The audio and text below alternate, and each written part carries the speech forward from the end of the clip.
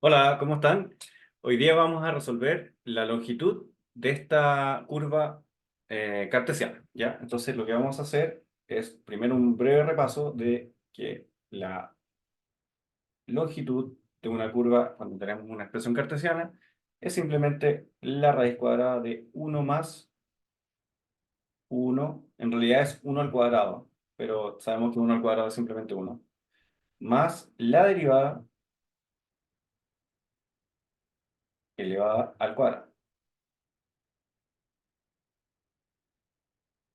Y la vamos a integrar según dx. Entonces, lo primero que necesitamos es encontrar cuánto vale la derivada de x de esa curva, que es logaritmo de e elevado a x más uno dividido por logaritmo, perdón, dividido por otra exponencial, pero e elevado a x menos uno, considerando que en el dominio no tenemos problema donde el argumento se indefina o sea negativo, así que no tenemos ningún problema por eso, porque e elevado a x menos uno es siempre positivo entre uno y 2, ¿ya? Aquí recordemos que tenemos entre uno y 2 porque son justamente los intervalos que estamos trabajando, ¿ya? Entonces, por lo tanto, de ahí se explican los límites de integración, ¿ya? Acá no tenemos que graficar porque se entiende de que la curva, la única forma de que la longitud no funcionara es que la curva no fuera inyectiva, porque quiere decir que pasa dos veces por el mismo punto, entonces podríamos, por ejemplo, en una circunferencia, podríamos integrar de más si damos más de las vueltas, ¿ya?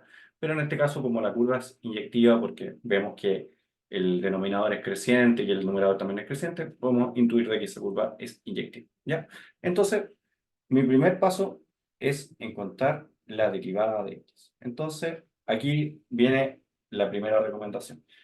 Ocupemos propiedades del logaritmo para simplificar un poco la expresión a la que queremos derivar. Entonces, lo que vamos a hacer es derivar la expresión que tenemos arriba, pero la expresión la vamos a escribir como logaritmo natural de e elevado a x más uno menos logaritmo natural de e elevado a x menos uno. Y eso nos va a simplificar bastante eh, las fórmulas de la derivada, porque si no, tendríamos que derivar un logaritmo natural y después un cociente. Entonces, eso da la idea de que como tendríamos que llegar al mismo resultado haciendo la derivación difícil que la fácil, ¿ya? Quiere decir de que muchas cosas se hubieran simplificado en el caso que hubiéramos hecho el camino directo. No lo recomiendo porque es un poco más largo. Entonces, lo que vamos a hacer ahora es derivar un logaritmo natural. La derivada de un logaritmo natural es simplemente uno dividido lo que sea que esté dentro del logaritmo natural.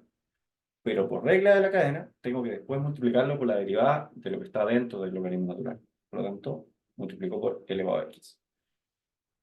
Menos porque es una resta, y siguiendo la misma lógica, aquí vamos a decir simplemente que es e elevado a x dividido por e elevado a x menos 1. O sea, la única diferencia entre una derivada y la otra es que los denominadores son distintos. Son parecidos, pero son distintos.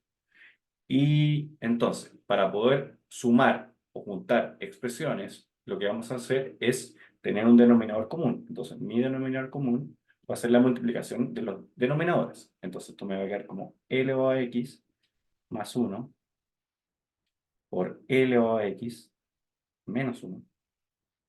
¿Ya? O sea, separamos para derivar y ahora volvemos a juntar porque me interesa tener una expresión más compacta porque después tengo que elevarla al cuadrado. Entonces esto me va a quedar como L o x por el denominador de la otra fracción menos L elevado a x por L elevado a x más 1. ¿Ya? O sea, así se juntan dos fracciones. Se multiplica el numerador original por el denominador de la otra fracción, en este caso menos porque es una resta, el numerador de la otra multiplicado por el denominador de la primera, o sea, se multiplica cruzado, ¿ya? Y quiero hacer un comentario. Esta expresión se parece mucho a la derivada de un cociente, porque tengo la derivada de un término por el numerador sin derivar, perdón, el denominador sin derivar, y menos otra cosa, pero la diferencia es que en lugar de tener un término al cuadrado, tengo dos numeradores distintos, o sea, esto proviene de la derivada del cociente cuando yo lo hago directamente, pero después de haber simplificado algunos términos. Entonces se parece, pero no es la misma, ¿ya? Pero es una expresión perfectamente válida. Eh, pero no voy a ocupar esta expresión, sino que voy a simplificar un poco los numeradores, ¿ya? Cuando yo hago la multiplicación de este polinomio, de esta expansión, menos esta, se me van a simplificar los términos elevado a 2x porque tienen distintos signos, y los términos elevado a x tienen el mismo signo negativo, por lo tanto esto me va a quedar como menos 2 por elevado a x dividido por y aquí también voy a hacer una simplificación. En lugar de poner elevado a x más 1 por elevado a x menos 1, voy a aplicar sumar por diferencia y esto me va a quedar 2x menos elevado a 2x menos. Y esta sí es la expresión que voy a ocupar al menos cuando eleva al cuadrado. ¿Ya? Mi segundo paso es elevar al cuadrado. No lo confundan con la segunda derivada, porque la segunda derivada es d cuadrado y en dx cuadrado. Esto es simplemente elevar al cuadrado lo que ya derivé. Haciéndolo rápido, esto es el cuadrado del numerador, ocupando propiedades, y el cuadrado del denominador, que no lo voy a expandir, lo voy a dejar así. Y mi tercer paso es sumar 1. O sea, va a ser 1 más la expresión de arriba. Pero para hacer esa suma, lo que voy a hacer es escribir el 1 como el mismo denominador. ¿Por qué? Porque así se suman las fracciones. Tengo que tener el mismo denominador para poder sumar.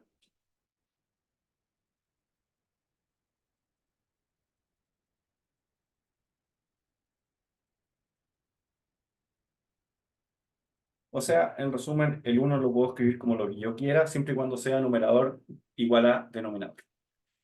Y cuando yo desarrollo esto, elevado a 2x menos 1 al cuadrado, tengo que desarrollar el numerador porque quiero llegar a una expresión compacta. El denominador no es necesario. Me queda elevado a 4x, ¿ya? El cuadrado primero, menos el doble del producto, que sería 2 veces, pero con un menos, elevado a 2x por 1, o sea, menos 2 elevado a 2x, pero con el 4 elevado a 2x me queda simplemente 2 elevado a 2x. Y más el cuadrado del 1, que es simplemente 1. El denominador no cambia. Y me doy cuenta, y esta es la parte que demuestra que el ejercicio está muy cocinado, que el numerador ahora lo puedo escribir como elevado a 2x más 1 al cuadrado, y por supuesto el denominador lo mantengo.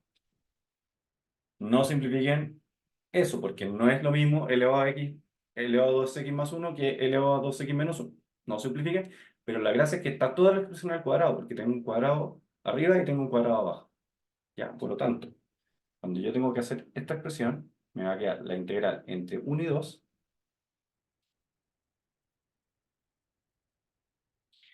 Y como me queda raíz cuadrada de todo eso que está al cuadrado, lo voy a escribir simplemente como elevado a 2x más 1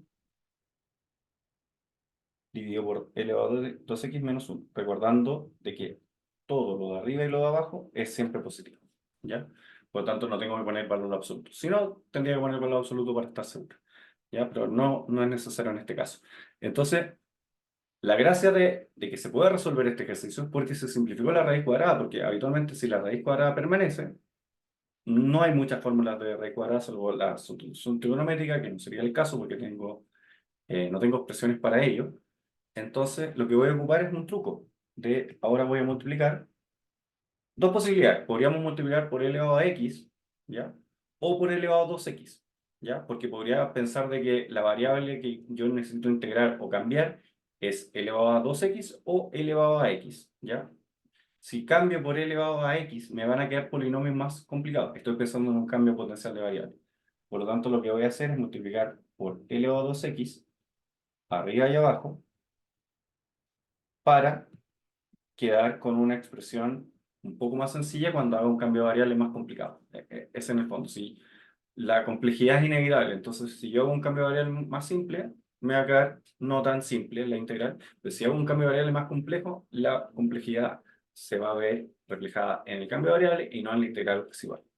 Entonces voy a borrar, y ya utilicé, asumiendo que está todo bien. Y bueno, efectuando ese cambio, primero lo que voy a hacer es escribir la expresión de otra forma. ¿ya? O sea, voy a escribir como desarrollando el numerador, perdón, el denominador. ¿Por qué el denominador? Porque yo necesito tener la derivada de alguna expresión que yo voy a simplificar arriba. Entonces, ese elevado a 2x no lo voy a tocar en la arriba.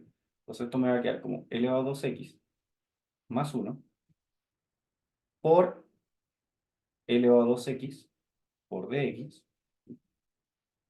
O sea, voy a poner un paréntesis con lo que multipliqué arriba y abajo, y el de abajo lo voy a desarrollar. O sea, esto me va a quedar como elevado a 4x menos elevado a 2x. Y el elevado a 4x lo voy a escribir para que se entienda mejor como elevado a 2x al cuadrado. ¿Ya? Es lo mismo.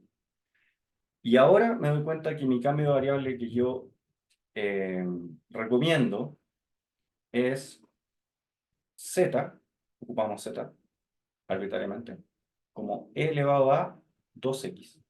¿Por qué? Porque es cuando yo aplico el diferencial, esto me va a quedar e elevado a 2x de x, que es muy parecido a lo que tengo. De hecho, me falta el 2, por lo tanto voy a colocar un 2 aquí y voy a dividir por un medio afuera para mantener el balance de la expresión.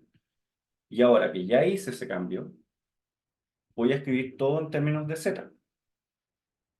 Por lo tanto, aquí me va a quedar, cuando x vale 1, z vale e elevado a 2, porque elevado a 2 por 1 es elevado a 2. Y cuando x vale 2, esto vale e elevado a 2 por 2, que es elevado a 4. ¿Ya?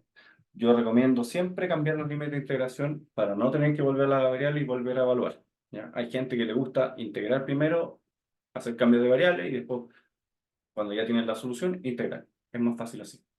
Pero hay que hacerlo bien. ¿Ya? Entonces, todo esto, todo este paréntesis, lo voy a cambiar por dz. E elevado a 2x más 1 es simplemente z más 1, porque mi nueva variable es z igual a elevado a 2x. Y el 1 medio lo voy a multiplicar dentro. Por lo tanto, esto me queda z medios más 1 medio. Y abajo yo tengo z cuadrado menos z. Z cuadrado menos z lo voy a escribir como z por z menos 1. Podemos notar de que es lo mismo. ¿Ya? Z cuadrado menos z se factoriza por z y me queda z por z menos 1. Y para resolver esta integral, lo que voy a ocupar son fracciones parciales. O sea, voy a encontrar una cierta constante a de tal forma que dividida por z más otra constante b dividida por z menos 1 sea igual a la expresión que tengo en el lado izquierdo. ¿Ya? Por lo tanto, tengo que encontrar a y b. Pero la gracia es que la integración no depende de a y b. Podríamos encontrar la primitiva de a dividido por z en términos de a y la primitiva de z dividido por z menos 1 en términos de b. De hecho, las a y las b salen de la integral. ¿Ya? Pero hay que tener mucho cuidado algebraicamente. Esto es a por logaritmo natural de z.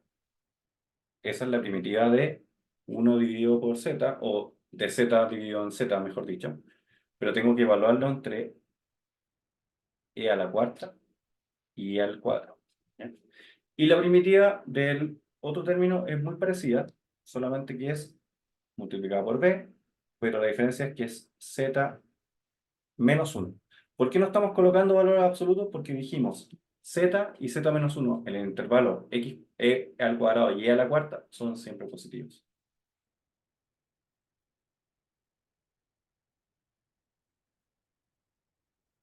Y ahora de nuevo voy a aplicar propiedades de logaritmo. Voy a decir que esto es a por logaritmo. Cuando tenga el logaritmo de evaluado en un número menos otro, escribirlo como cociente. Esto es logaritmo de e a la cuarta dividido por e al cuadrado. Y después eso se puede simplificar. Más b por logaritmo de e a la cuarta menos 1 dividido por e al cuadrado menos 1.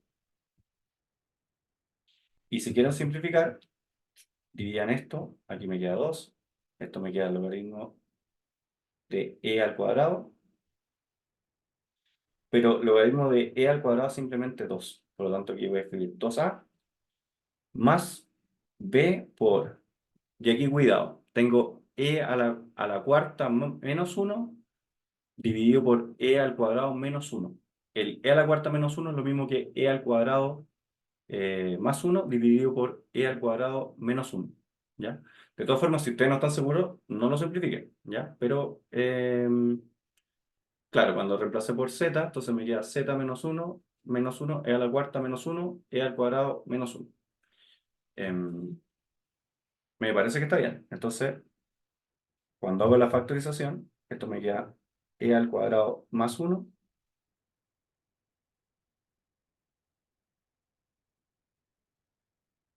Claro, el de arriba lo escribo como e al cuadrado más 1 por e cuadrado menos 1. Y el e cuadrado menos 1 de abajo simplifica al de arriba, por lo tanto esto me queda simplemente e al cuadrado más 1. Y ahí no ocupen propiedades de logaritmo porque em, no es válida para la suma. Lo que estamos haciendo es el logaritmo de a, perdón, de otra letra. Logaritmo de una u menos logaritmo de un v es lo mismo que decir logaritmo de u dividido por v. Voy a revisar de que estén todos bien los cálculos y continúo el video. Ya, ahí pensé que había cometido un error, pero en realidad veo que está bien, así que continúo. Entonces, lo que estábamos diciendo es de que ustedes pueden dejar los resultados un poco más, no con tanta simplificación, pero esto sería el resultado final de la evaluación, pero nos falta encontrar el valor de A y B. Entonces, lo que voy a hacer es decir, voy a ocupar este espacio que me queda, y aquí hay algunos trucos, pero si ustedes aplican el algoritmo de la fracción y decimos que esta suma de fracciones tiene que ser igual a la del lado izquierdo, entonces hacemos el proceso inverso. Hacemos a por z menos 1 más b por z, y eso sería el numerador. ¿Ya? No tengo que hacer para aquí el denominador, porque en fracciones parciales solamente estamos igualando numeradores.